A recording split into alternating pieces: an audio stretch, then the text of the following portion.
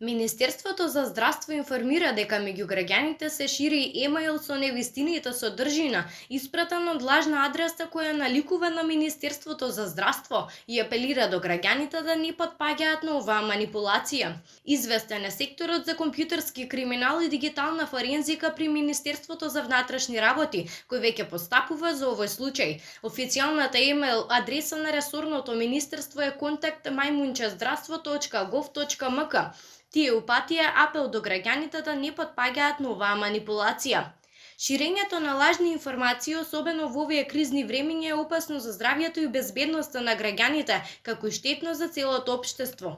Од Министерството за здравство воедно апелираат до граѓаните да се придржуваат до мерките, да ја почитуваат забраната за групи поголеми од 2 лица, да се држи дистанца најмалку 2 метра и задолжително да се носи заштитна опрема за лице во случај кога просторот меѓу граѓаните е помал од пропишаното. На крај тие потенцираа населението да се информира само од веродостојни извори.